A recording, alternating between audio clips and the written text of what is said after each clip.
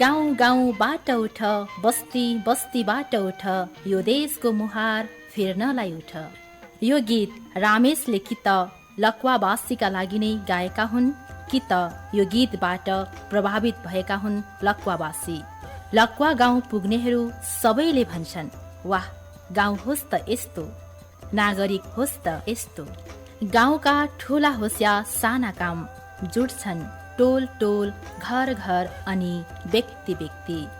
र त यही लक्वावासीले आफ्नो गाउँ मात्र होइन, पुरै क्षेत्र उज्यालो बनाए बिजुली बालेर। गल्ली गोरेटो साह्रै सहज बनाए बाटो बनाएर। आफ्नो कोठा चोटा मात्र होइन, बाटोघाटो, कुवाधारा, पानी पँधेरा, देवी देउराली, मठ मन्दिर सबै सार्वजनिक स्थलहरू चट्ट अनि निकै सफा। थोरै अनुदानमा पनि यी सबै काम लक्वामा सम्भव हुन्छ जनश्रमदानबाट। गाउँका नेतृत्वले भनेको बखत जो कोही पनि श्रमदानमा खटिन तयार हुन्छन् लक्वावासी, किनकि उनीहरूलाई थाहा छ एकतामा बल हुन्छ। त्यसैले त हामी भन्छौँ मेहनतको प्रतिमूर्ति हो लक्वा, परिश्रमको नाम हो लक्वा, एकताको प्रतीक हो लक्वा अनि प्रेरणाको स्रोत हो लक्वा।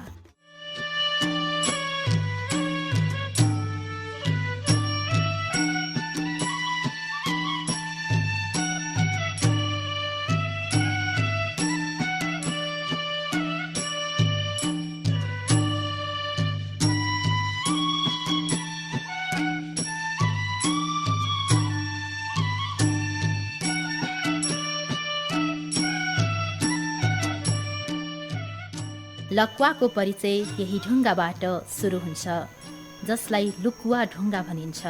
यो गाउँलाई पहिले लुकुवा गाउँ भनिने गरेकोमा अपभ्रंश भएर अहिले लक्वा भएको हो।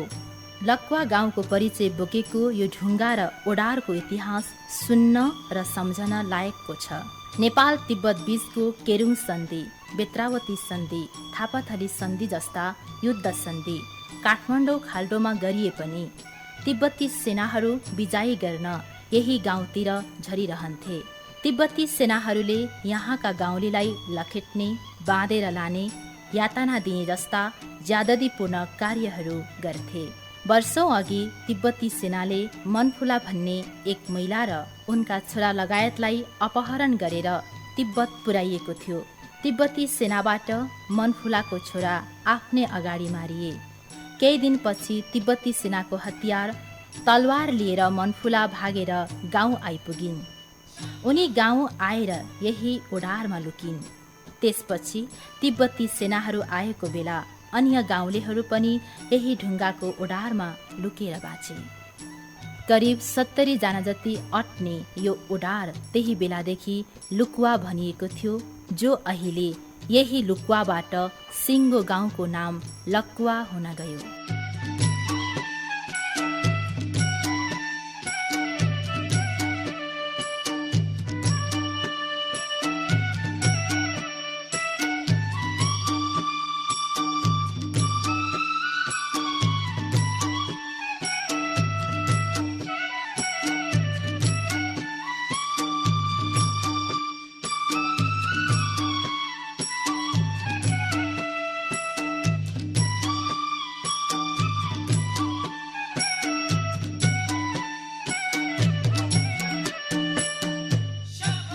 Okipog dot pika talone msadetan manger angkai china chokite dot pika nani thako chepe madat theke khong abo ma khainan nger an khai chinan abo udos hingchachi abo ma o sam lagi posi mestese khong gaye satadin peran ma ngerne shogla bhegla imsate ka lan manga jan kan lalacar okimam kami kaptege mam shak ke ulam ke eksakayukte ulam ke eksakayukte satadin yo de kapkan ma o se ngerne zamma imsate shogla bhegla imsate mongo lam ko tapi samkhep chuite nakaso orokas uktalampa ka bun dete uktalampa ka bung dete na मंग उनको छाप उनको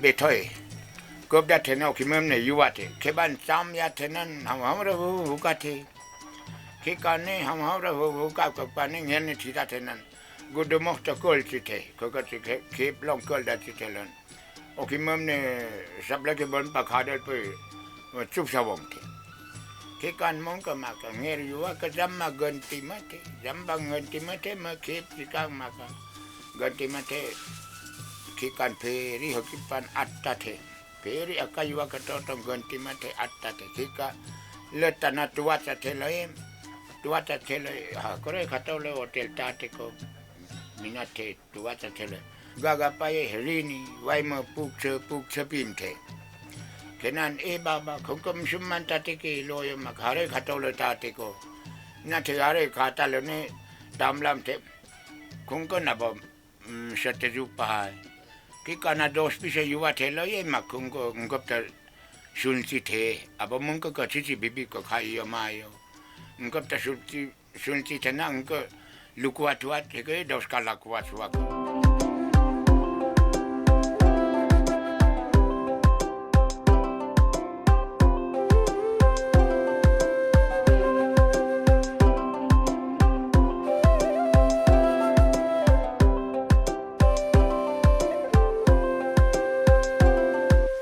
नमुना गाउँको रूपमा विकसित हुँदै गएको लक्वा गाउँ सङ्खुवासभा जिल्लाको उत्तरी क्षेत्रमा अवस्थित छ।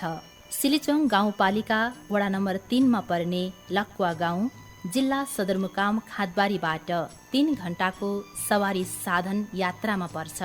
राजधानी काठमाडौँबाट इटरी, धरान, भेडेटार, धनकुटा हुँदै सङ्खुवासभा आइपुगेपछि लक्वा गाउँको यात्रा तय गर्न सकिन्छ। त्यसको विकल्पमा त्रिभुवन विमानस्थलबाट सिधै तुमलिङटार विमानस्थलमा हवाई यात्रा पनि गर्न सकिन्छ। सङ्खुवासभाको सदरमुकाम खादबारीबाट मानेभन्ज्याङ, चन्दनपुर, हेलवाबैसी हुँदै अरुण नदी पार गरेर बुमलिङटार, ताम्कु हुँदै लक्वा पुगिन्छ। ताम्कुको सगरमाथा माविदेखि करिब 30 मिनेटको पैदल दूरीमा पर्छ लक्वा। सबैभन्दा पहिले पिदिसे, त्यसपछि क्रमशः बुख्खो, रिन्हो, हुनित्ती जस्ता कुलुङ जातिका पाछाहरू भित्रिएका थिए। पछि अन्य पाछाका कुलुङ समुदाय पनि बसाइसरी आएर बस्न थालेका हुन्। किरात कुलुङ जातिहरूको 100% बस्ती रहेको यो गाउँमा हाल 87 घरधुरी रहेको छ। त्यो बेला हालको वडा नम्बर 4 माङतेवाका मेवाहाङ राईहरूको किपट रहेको लक्वा गाउँमा आएकाहरूले बेथी, झारू, तछारो जस्ता प्रथाले आजित बनाएका थिए। हुनसक्छ एकल जातीय बसोबासका कारण प्रतिस्पर्धाको चेत नहुँदा चेतनाको कमी थियो लक्वामा। अझ भनौँ अन्य छिमेकी गाउँहरू भन्दा पनि निकै पिछडिएको। पुसदेखि मकैबारी, असारदेखि कोदोबारी घर छेउछाउ र असोजदेखि गाउँको सिरानमा रहेको गहुँ जौबारीमा वर्षमा एकपटक धरानको फुस्रेदेखि नुन ल्याउनु, हरेक उँधौली उभौलीमा देवा चिन्ता र नागी देदाम, दसैँ तिहार, धान्य पूर्णिमा, चण्डी पूर्णिमा, वनभोज, बिहेबारी, मराउ पराउमा नै हरेक वसन्त कटेको लक्वालीहरूले थाहै पाउँदैनथे। त्यसैले अरू गाउँलेहरू लक्वा पिछडिएको गाउँ भनेर भन्दथे।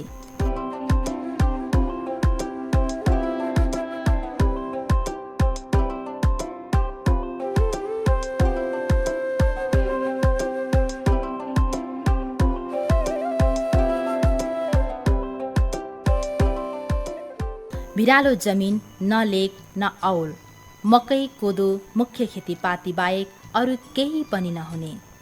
करिब 5 महिना उत्पादनले पुग्ने, बाँकी 7 महिना अनिकाल, गिठा भ्याकुर, सिस्नो लगायतले पेट भर्नुपर्ने।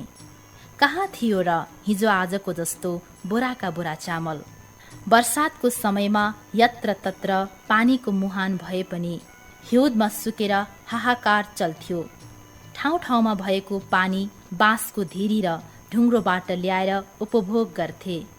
सफा र सुरक्षित पानी खानुपर्छ भन्ने कसले भनिदियोस् र? कुवा बनायो।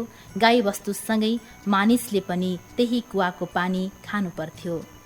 चेपागाडा, भ्यागुता, लामखुट्टेका लार्वासँगैको पानी उपभोग गरेकै कारण हुन सक्छ विक्रम सम्वत 2035-37 र 43 सालको बर्खामा आउँ, हैजा र मासीको महामारीले थुप्रै घर रित्तिएको थियो। मान्छे पहिला छेर्ने, त्यहीँबाट चाहिँ रगत मासी, रगत चाहिँ भोल जाने पेटबाट, मुखबाट होइन जाने बेठा थियो। त्यहीँबाट चाहिँ आफ्नो रगत चाहिँ अब जम्मै गइसकेपछि चाहिँ त्यो मान्छे पुर्लुक मर्यो। त्यहीँबाट चाहिँ त्यो मान्छे आफ्नो किरे कास पनि त्यत्तिकै, आफ्नो कुलमा चलेको यसो पितृकाल त्यत्तिकै, कुटे कोदालोहरू चफर लग्यो, बारीमा मकैहरू यसो उखेल्यो, फाल्यो। त्यहीँबाट चाहिँ खल्टो खन्यो। पल खनेपछि 1-2जनाले नाक चाहिँ यसो तितेपातीले बुचो लायो, यसो एउटा काठमा चाहिँ मालबास कानमा बाँध्यो, बोकी लग्यो, त्यो गाडी दियो। त्यसको केही न केही पिँगालो गाडा। देश, काल र परिस्थिति बदलिँदै गयो। समाज शिक्षातर्फ उन्मुख हुँदै गयो। गाउँ गाउँमा विद्यालयहरू खुल्ने क्रम सुरु भयो। लक्वा गाउँमा पनि 2031 सालमा नन्दु बहादुर, प्रीतिकृष्ण, पञ्चवीर, हस्तबहादुर लगायतका अगुवाहरूको पहलमा छाप्रे विद्यालयको स्थापना भयो। तिनी अगुवाहरूबाट कखरा सिकाउने काम सुरु भयो र 2045 सालसम्ममा विद्यालयले कक्षा 5 सम्म पूर्णता पायो। गाउँका केही युवाहरू पढे पनि माथिल्लो तहको पढाइ नहुने भएकोले सगरमाथा माविमा पठाउँदैनथे अभिभावकहरूले। 2023 सालमा गाउँबाट हराएका भारतलाल कुलुङ 2043 सालतिर गाउँ फर्किए। उनी हिन्दुस्तान अर्थात् भारत गएका रहेछन्। गाउँका भोज भतेर, देवा चिन्ता, मराउ पराउका भेलाहरूमा हिन्दुस्तानको विकासको कुरा गरिरहन्थे र भन्थे, हाम्रो गाउँमा पनि विकास गर्नु पर्यो नि। बिचारा तत्कालीन लक्वावासी समाजले के बुझ्थे र? बरु उल्टै अपमानित बनाइदिन्थे, अपमानित हुन्थे।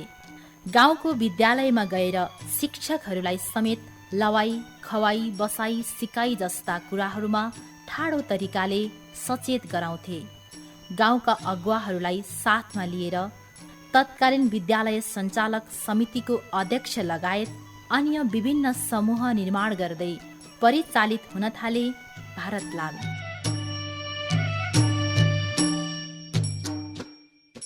चेपागाडा र लार्वासँगैको पानी खाइरहेका लक्वा गाउँमा 2048 सालमा भारतलालकै पहलमा बृहत लक्वा खानेपानी योजना गाउँमा भित्रियो।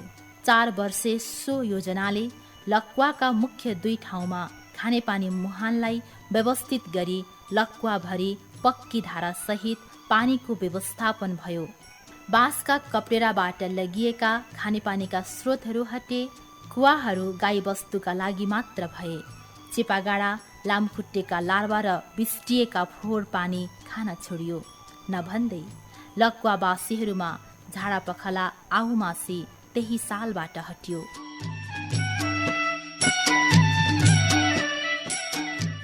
गाउँकै विद्यालयमा पढ्ने युवाहरूको संख्या बढ्दै गएको थियो। गाउँ शिक्षित हुँदै गयो। परम्परागत खेतीबाट माथि उठेर आर्थिक उन्नतिको बाटो खोज्न थाले लक्वावासीले। गाउँकै पढे लेखेका जङ्गबहादुर कुलुङको पहलमा 2050 सालमा सूर्योदय सुती तथा अल्लो कपडा उद्योग दर्ता भयो। त्यो समयमा भद्रीमाया कुलुङ, शारदा कुलुङ, शङ्खरी कुलुङ लगायतका महिलाहरू समावेश भएको उक्त उद्योगमा गाउँका दिदीबहिनीहरूले अल्लो कपडा बुनेर आया आर्जनको सुरुवाती गरेका थिए। अहिले प्रत्येक घरका छोरी चेलीले अल्लोजन्य काम गरेर आम्दानी गरिरहेका छन्। अझ भनौँ, अहिले अल्लोको काम नगर्ने कुनै घर छैन। जुन सूर्योदय सुती तथा अल्लो कपडा उद्योग दर्ता गर्नु अगाडि हामीले उत्पादन गरेको सामान सिसुवा क्लबमा बुझाइन्थ्यो। त्यो सामान बुझाएपछि जुन बुनाकारले समय पैसा नपाउने समस्या थियो र उनीहरूले चाहिँ अब 2-3 वर्षको फरकमा पैसा पाउने र हिसाबमा पनि धेरै अस्पष्ट भएको र अर्को कुरा चाहिँ यो सिसुवा क्लब मात्रै बिक्री गर्दाखेरि चाहिँ हामीले अब पछि उहाँहरूको चाहिँ क्लब भएकोले सरकारको नीतिमा उद्योग दर्ता भएको थिएन। त्यसैले गर्दाखेरि यस सम्बन्धी चाहिँ निकुञ्जमा काम गर्ने आङदिकु शेर्पा भन्ने सोलुको दिदीले यो चाहिँ उद्योग दर्ता गर्दा पछि भविष्यसम्म यो गाउँलेले यो सरकारको नीतिमा पनि छिर्न सकिने र दिगो रूपमा आफैले यो उद्योग सञ्चालन गर्न सकिने भन्ने कुरो जानकारी दिइसकेपछि खादबारीको जिल्ला घरेलु उद्योगमा दर्ता गर्नको लागि उहाँसँगै आएको थियौँ। विशेष गरी महिलाहरूले आम्दानी गर्ने शिक्षाको लागि स्वास्थ्यको लागि यही अल्लो कपडा बुनेर सल मफलर बुनेर आय आर्जन गर्ने गर्छन् र पढ्ने विद्यार्थीहरू पनि यही कपडा बिक्री गरेर नै विशेष गरी पढिराखेको देखिन्छ। र जुन गाउँदेखि खादबारी मा बस्ने दिदीबहिनीहरू पढ्ने दिदीबहिनीहरू चाहिँ र छोराछोरी पढाउने महिला दिदीबहिनीहरू यही अल्लो कपडा बुनेर बिक्री गरेर नै उनीहरू छोराछोरी पढाइराखेको देखिन्छ।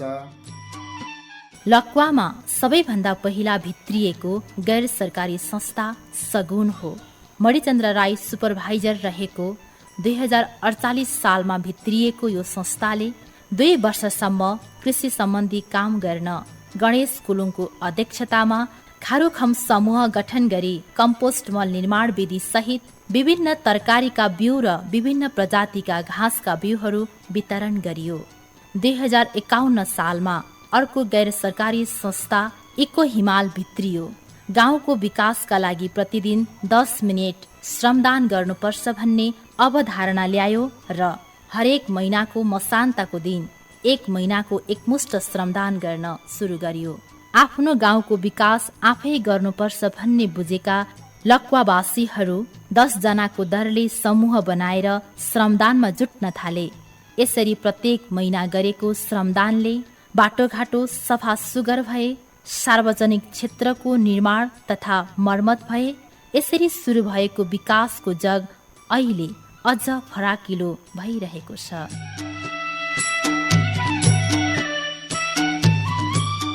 हरेक काममा एकताको महत्त्व बुझिसकेका गाउँका युवाहरूले खङ्लुवा जनसांस्कृतिक परिवार नामको समूह बनाए।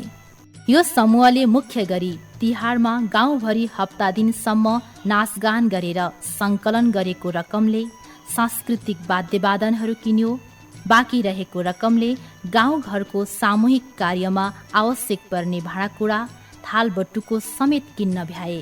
वातावरणको सरसफाइमा समेत अग्रिम भूमिका खेल्ने गरेको यो समूहको नाम परिवर्तन गरी बुद्धि कुलुङको अध्यक्षतामा वातावरण तथा संस्कृति संरक्षण समिति गठन गरियो, जो अहिलेका युवाहरूले नेतृत्व गरी विभिन्न कार्यक्रमहरू गर्दै आएका छन्।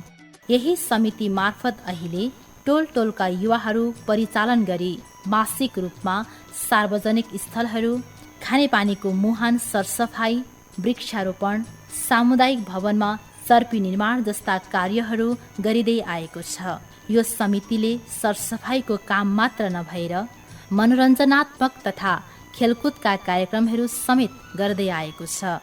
मनोरञ्जनले मात्र पुग्दैन, गाउँका युवाहरू अध्ययनशील हुनुपर्छ भन्ने सोचका साथ गाउँमै पुस्तकालयको स्थापना समेत गरेका छन्।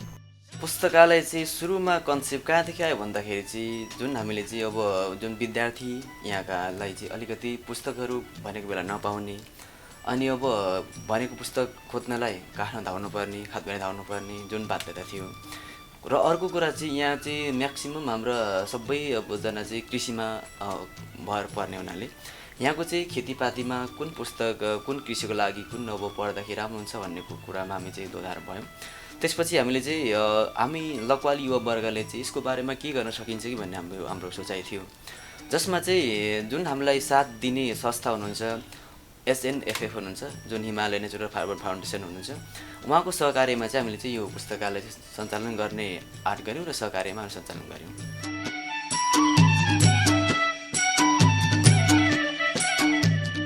हामीले सोचे जतिको सक्सेस भएको छैन, तर हाम्रो सोचाइ यो छ कि जस हामीले अहिलेसम्म धेरै भाइ बहिनीले यो पुस्तक लिनुभएको छ र पढ्दै पनि हुनुहुन्छ र हामीले सुरुमै पनि भनेका छौँ कि यो पुस्तक चाहिँ साना केटाकेटीदेखि लिएर ठुल्ठुला बुढापाकासम्म हुने हामी पुस्तकहरू सकेसम्म यहाँ सङ्कलन क्रममा हामी जारी छौँ र अहिले तत्कालैको अवस्था भन्नुपर्दाखेरि चाहिँ हामी अब भाइ बहिनीले पढ्दै पनि छन् र अझै पनि हामीसँग पुस्तकहरू अब थप्ने क्रममा छौँ। भारतलाल 2049 सालमा मकालु बरुण राष्ट्रिय निकुञ्जको आयोजनामा पाकिस्तान भ्रमणमा जाँदा केन्द्रीय विद्युत नपुगेको दुर्गम ठाउँमा साना तथा लघुजल विद्युत प्रयोग गर्न सकिने कुरा देखेका थिए। भारतलालले गाउँको पल्लो छेउमा बग्ने खङ्लुवा खोलाबाट बिजुली निकाल्नु पर्छ भन्थे। धनकुटाको हिली बजारदेखि 9 दिन लगाएर नुनको ढाकर ल्याई पुर्याउने दूर विकट ठाउँमा न राज्यको न कुनै सहयोगी दाताको सहयोग न आफ्नो पहुँच आधार केही थिएन। सबैले भन्थे भारतले बहुलाह कुरा गर्छ। भारतलालको सपना तथा अँध्यारो गाउँलाई उज्यालो बनाउने सोचका साथ स्थानीय गैर सरकारी संस्था वातावरण तथा ग्रामीण विकास केन्द्र ERDC को पहलमा वैकल्पिक ऊर्जा प्रवर्धन केन्द्र अन्तर्गत तत्कालीन जिल्ला विकास समिति कार्यालय ऊर्जा विकास शाखा मार्फत प्राविधिक ल्याउने कार्य भयो। उक्त प्राविधिकहरू मार्फत खङ्लुवा खोला लघुजल विद्युतको डिटेल सर्वे तयार भयो।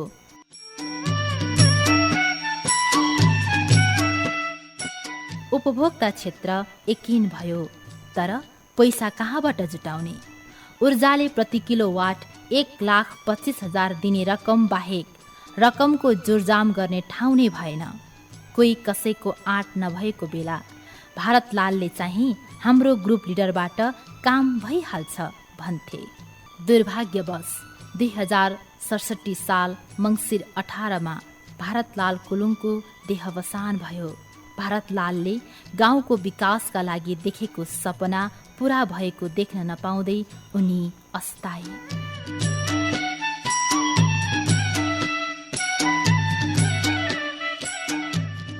गाउँको विकासमा जुट्ने बानी परिसकेका लक्वावासीले बिजुली बाल्नु नै थियो, तसर्थ विकल्पहरूको खोजी गर्न थालियो।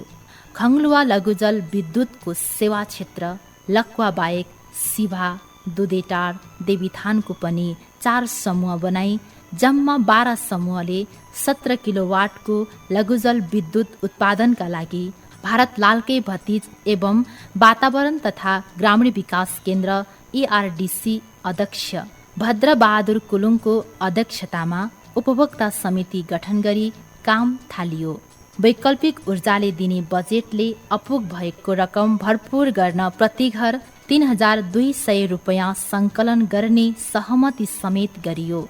लक्वाका करिब 90% जनताले बिजुली सुनेका मात्र थिए, देखेका थिएनन्।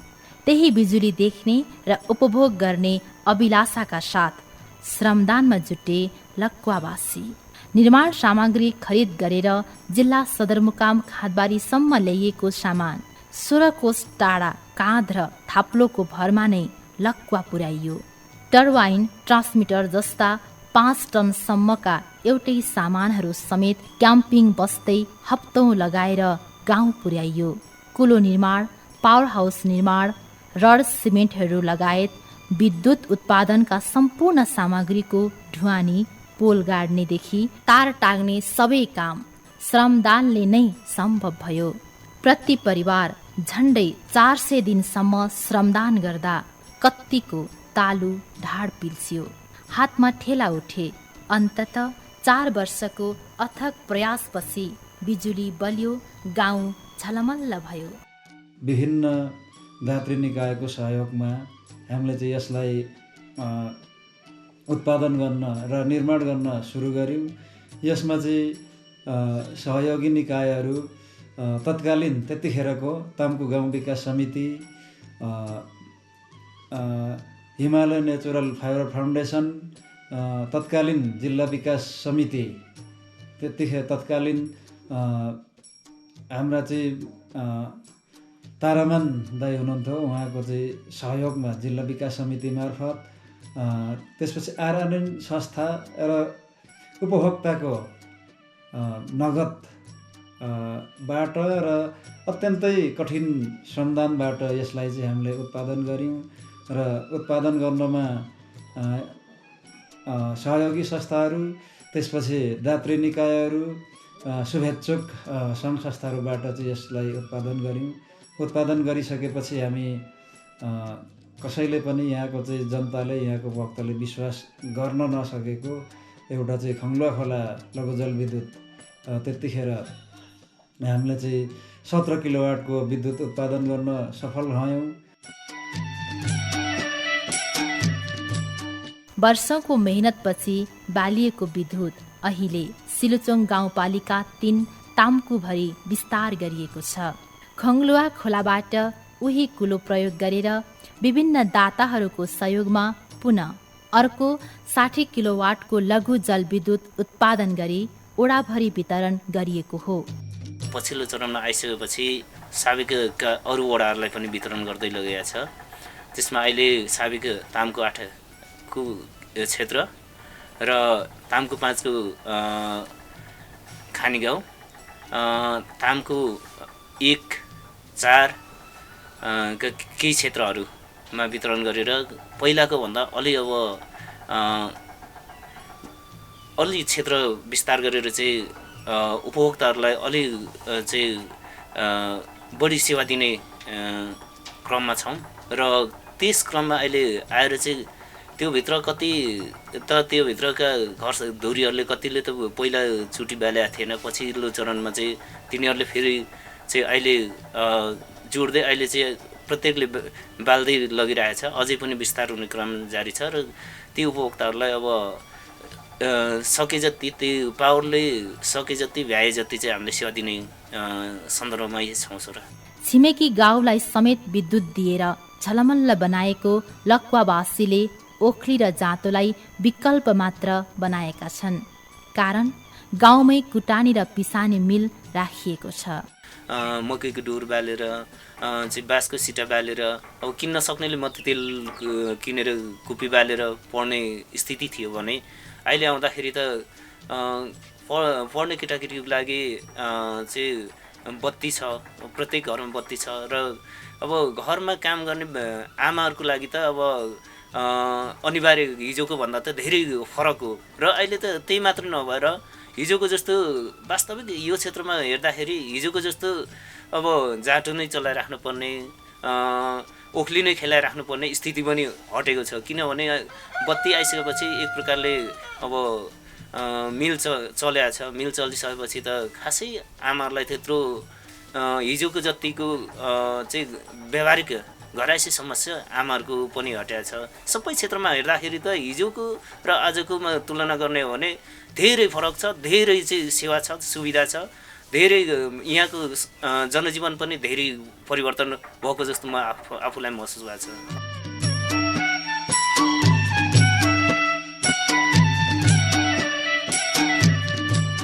सामूहिक रूपमा जुटेर गाउँको विकास गर्नु लक्वावासीको नियमित कार्य जस्तै हो। ऊ बेला इको हिमालको सहजीकरणमा बनाइएको 8 समूहको श्रमदान टोली अहिले पनि सक्रिय छ। साना होस् या ठुला, यही टोलीबाट काम तमाम गरिन्छ। यहाँ थुप्रै उदाहरणहरू छन् जुन थोरै अनुदान बाँकी श्रमदानबाट सम्पन्न भएका ठुला ठुला योजनाहरू। करिब 7 करोड रुपैयाँ बराबरको काम भएको अनुमान गरिएको यो विद्यालय भवन पनि एक उदाहरण हो।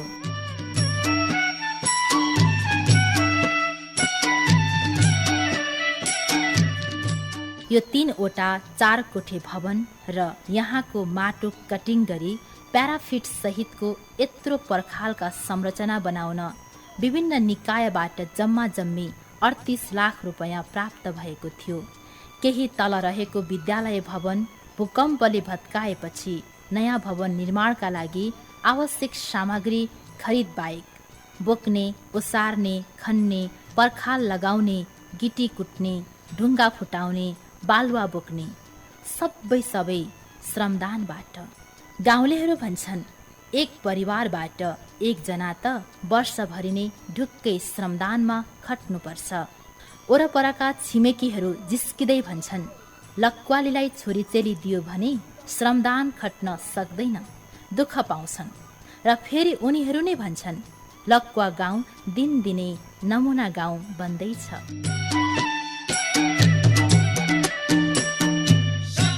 ती छिमेकीहरू मात्र होइन, टाढाबाट लक्वा पुगेर मेहनत देखेकाहरू पनि तारिफ गर्न छोड्दैनन् लक्वावासीको। पछिल्लो खेप म जाँदाखेरि म छक्क परेँ। हिजोको लकुवा जहाँ खाली चित्राहरू, खाली निगालाको छापरा जस्तो लाग्ने ठाउँ, जहाँ पानीको व्यवस्था थिएन, चर्पीको व्यवस्था थिएन, एउटा पसल थिएन, हो त्यस्तो अवस्थाबाट अहिले अब त्यहाँ पक्का घर छ, त्यहाँ चाहिँ नि अतिथि गृह छ, विद्युत उत्पादन भएको छ। र मलाई थाहा छ यो नराम्रो कुरा होइन, राम्रै कुरा हो। तर पनि हिजो लकुवा गाउँलाई लुकुवा गाउँ भनेर शुद्ध भन्थे मान्छेहरूले। किनभने कुनै विदेशी अथवा बाहिरका मान्छे आयो भने कि चम्खातिर गएर बस्ने कि ताम्कु बस्ने, बिचमा त्यो लकुवा जहिले नै लुकिरहने। अनि म गएर त्यहाँ बसिसकेपछि धेरैजना मान्छेले भन्न थाले होइन लकुवामा के छ र त्यस्तो मान्छे बाहिरको आयो भन्न थाले। र पछिबाट वास्तवमा उहाँहरूको बुद्धि थियो, उहाँहरूको सरलता थियो। र मलाई विश्वास छ कि त्यहाँका कुलुङहरूले साँच्चीकै आफ्नो संस्कृति र आफ्नो उत्पत्तिलाई एकदमै इमान्दारीपूर्वक पुरा गर्नुभएको छ, जसको फलस्वरूप नै अहिले लकुवा गाउँबाट अरूले सिक्नुपर्छ। किनभने लकुवाले नै बिजुली निकाल्यो, अहिले लकुवाबाट बिजुली लैजानको लागि कुरा गरिन्छ। त्यतिखेर 2-3 वर्षपछि नै मलाई याद छ कि अरू अलिकति विकसित बाला भयो यतातिरका गाउँहरूले के भन्थ्यो भने यो लकुवाको केही नै होइन भन्थे। तर पछिबाट लकुवामा के छ त्यस्तो जसले गर्दा मान्छे आएर बस्यो र जसले त्यहाँ अहिले वातावरण सम्बन्धी काम गर्यो र निकुञ्जले गर्ने हरेक खेलकुद र हरेक प्रतियोगितामा फर्स्ट भयो। यहाँ लकुवाका साथीहरूले थालै कति पुरस्कार ल्याउनु भएको थियो। त त्यसरी पछिबाट लकुवामा के छ भनेर मान्छे बुझ्न आउनु थाले के। यसको मतलब के हो भने जसले पनि आफ्नो भाषा, संस्कृति, जाति प्रति गर्व गरेर तर घमण्ड नगरिकन जसले त्यसलाई राम्रोसँग अगाडि बढाउन खोज्छ त्यसको उन्नति हुन्छ। केही वर्ष अघिसम्म नै भोकमारीले सताउने लक्वा गाउँमा अहिले खाद्यान्न अभाव हुँदैन। हो, पहिलेको भन्दा खाद्यान्न ढुवानी सहज छ। तर त्यो भन्दा पनि पहिलेको भन्दा अहिले खेती प्रणाली नै परिवर्तन भएको छ। उपयुक्त समयमा मलखादको व्यवस्था गरी बाली लगाउँदा राम्रो उत्पादन हुने गरेको छ। नगदे बालीमा अलैँचीबाट राम्रो आम्दानी हुने गरेको छ। पछिल्लो समय रुद्राक्षबाट पनि आम्दानी हुन थालेको छ। खिलाखिस्का मध्यवर्ती क्षेत्रबाट अल्लो सङ्कलन गरी दिदी बहिनीहरूले अल्लोका कपडाहरू बुनेर मनग्गे आम्दानी गर्छन्। यहाँ पहिले जस्तो 6-7 महिना भोकमरी खेप्नु पर्दैन। गिट्ठा, भ्याकुर र कन्दमूलहरू खानु पर्दैन। मकै, कोदो, धान लगायतका अन्न बाली लगाएर भक्कारी भर्छन्। त्यसबाहेक एभोकाडो, किवी जस्ता नगदे बालीबाट पनि धेर थोर आम्दानी हुन थालेको छ। पहिला त हामीले त पानी पनि चैत वैशाखमा सुकिगयो। कुवाको पानीहरू सिला गरेर बटुकोले सिला गर्दै धुलो सेरीको माटो सेरीको हामीले यो बाँसको ढिरी काटेर त्यही ढिरीमा बोकेर खायौँ। त्यो पनि टाढो टाढो जानुपर्ने थियो। अनि त्यहाँबाट खनजत गरेर मात्रै खानुपर्ने, शुद्ध पानी खानु, चोखो पानी खानु, सफा पानी खानु पनि पाइएन। त्यतिखेर खानाको दुःख थियो। धरानबाट फुस्रेबाट हामीले नुन बोकेर खायौँ। 8 भारी मै छोरीले नुन बोकेर मैले मेरो माइतमा लगेँ। त्यसरी बोक्दै खायौँ। त्यो सम्झेर अहिले कति सुख छ।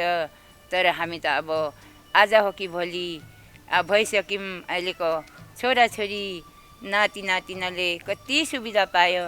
आफ्नै घर आँगनमा रोड आयो, गाडी आयो, सब खाना लाउनको सुविधा परिवर्तनले गर्दा, वातावरणले गर्दा हामी पनि देख्नसम्म त पायौँ। थोरै थोरै हामीले यतिखेर सुख पाइराखेका छौँ। खाना लाउनको दुःख छैन। अनि पहिलाको जस्तो नुनको भारी बोकेर 15-16 दिन हिँड्नु पर्दैन। अनि तराई इटेरीतिरबाट 1 दिनमा हाम्रो गाउँ आइपुग्छौँ। कति सुविधा छ।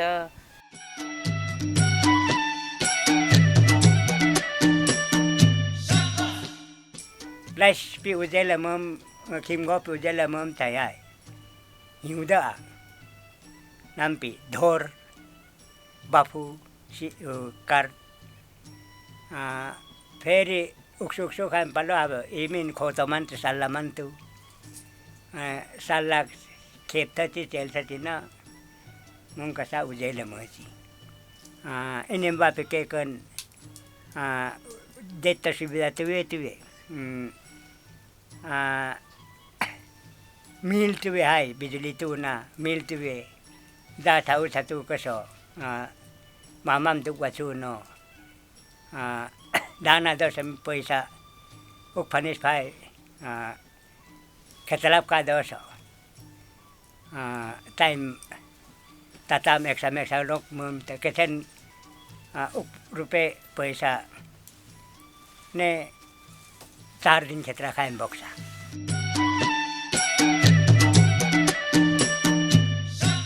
कुलुङ जातिको मात्र एकल बसोबास रहेको लक्वा गाउँमा संस्कार र संस्कृति उत्तिकै संरक्षण गरिएको छ।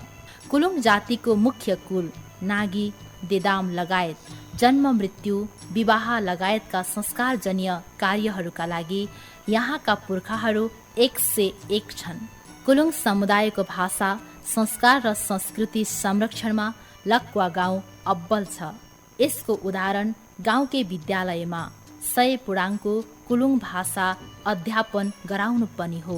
कुलुङ जातिहरूको साझा संस्था नेपाल किराँत कुलुङ भाषा संस्कृति उत्थान सङ्घ र सिलिचोङ गाउँपालिका शिक्षा शाखाको समन्वयमा विगत 4 वर्षदेखि यहाँको लक्ष्मी आधारभूत विद्यालयमा कुलुङ भाषा अध्यापन गरिँदै आएको छ।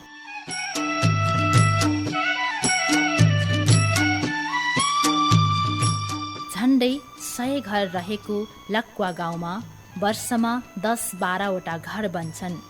यत्रो घर बन्दा किन्नै पर्ने जस्ता काँटी कब्जा खरिदमा खर्च भएको बाहेक कर्मी वा मिस्त्रीलाई फाल्टो खर्चको जोहो गर्नु पर्दैन।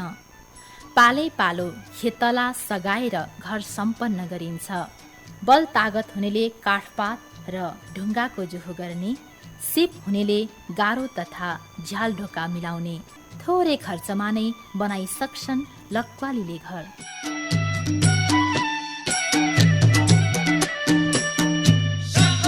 संस्कृतमा भनिएको अतिथि देवो भव भन्ने भनाई लक्वावासीले व्यवहारमा उतारेका छन्। HNFF नामको गैर सरकारी संस्थाको सहयोगमा टाढाबाट आउने पाहुनाहरूकै लागि सुविधा सम्पन्न अतिथि गृह बनाएका छन्। चिसो वा तातो, कस्तो पानीले नुहाउने सबै सुविधा छ लक्वाको पाहुना घरमा। एटाच टोयलेट बाथरुम सहितको चिटिक्क परेको 2 कोठे पाहुना घरमा 5 वटा बेडको सुविधा छ।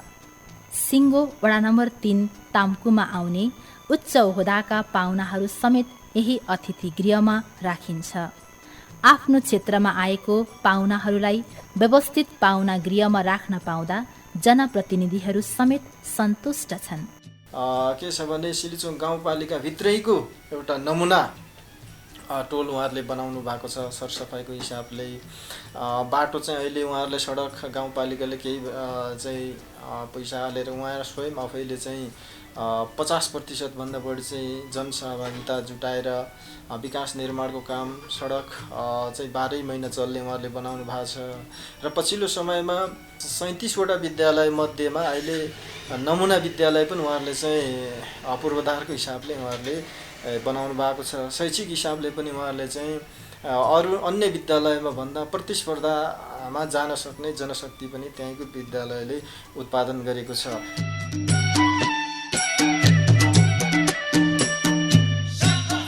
2050 सालसम्म नै एसएलसी पास गर्ने समेत कोही नभएको गाउँमा अहिले उच्च शिक्षा हासिल गर्नेहरूको संख्या उच्च छ। हाल सरकारी तथा गैर सरकारी संघ संस्था र वैदेशिक रोजगारीमा 75% भन्दा बढी घरधुरी आबद्ध छन्। विभिन्न ठाउँमा रोजगारीमा संलग्नहरूले आफ्नो पारिश्रमिकको केही हिस्सा गाउँ सुधारकै क्षेत्रमा खर्च गर्छन्। गाउँदेखि परदेशीयकाहरू समेत गाउँकै चिन्तामा तल्लीन हुन्छन्। नेपाल भित्रै होस् या बाहिर, जहाँ भए पनि आफ्नो गाउँको समृद्धि र समाज परिवर्तनको सपना देखिरहन्छन्। यसको थुप्रै उदाहरणहरूमध्ये एक हो परदेशीयका लकवालीहरूको सहयोगमा घर घरमा साबुन पानीले हात धुन बाल्टी र साबुन वितरण। परदेशमा विकास र समृद्धि देखेका लकवालीहरू चाहन्छन् फोहोर हातले खानेकुरा खाएर गाउँलेहरूलाई रोग व्याधि नलागोस्।